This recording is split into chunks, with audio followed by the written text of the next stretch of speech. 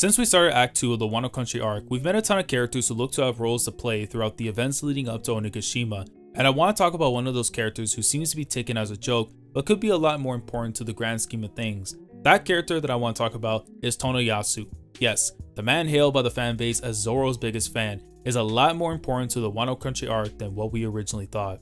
Tonoyasu was introduced as a male geisha in the Kibi region where he came across Zoro. He decided to follow him, having a good feeling about the Ronin and even paying for some sushi for him to eat.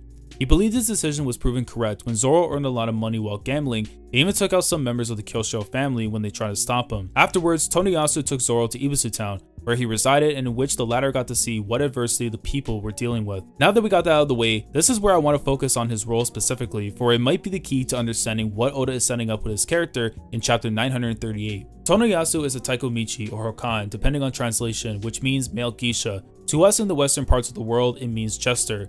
Taikomichis were once attendants to the daimyo, feudal lords, during the 13th century, originating from the G sect of Pure Land Buddhism, which focused on dancing. These men both advised and entertained their lords and came to be known as dobushu, comrades, who were also tea ceremony connoisseurs and artists. By the 16th century, they became known as otikishu or hanashishu, which is storytellers, where they focused on storytelling, humor, and conversation. They were sounding boards for military strategies and they battled at the side of their lord. Upon learning all of this, I was pretty mind blown by this discovery, and I feel that it's very important to talk about why Tonoyasu just became a lot more integral to the current events leading up to the fire festival at Onigashima. Considering that his role was once an attendant to the daimyo, and the only one that we know of both past and present to serve with that rank is Kozuki Oden, Oda has given us a massive hint towards what Tonoyasu's role will be during the Wano Country arc.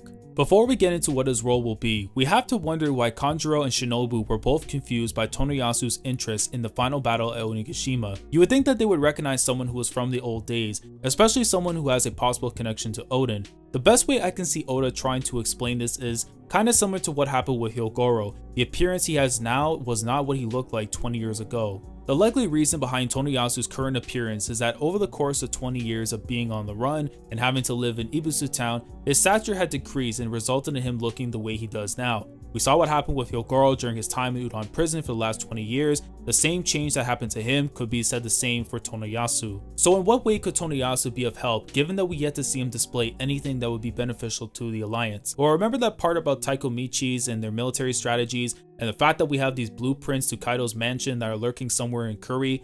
Well, once we locate and obtain those blueprints, Tonoyasu could then serve as the military strategist, thus being the one to devise a plan to attack both Kaido and Orochi's forces upon their arrival at Onigashima. Will the plan work, knowing that any plan involving Luffy is just bound to fail? I mean,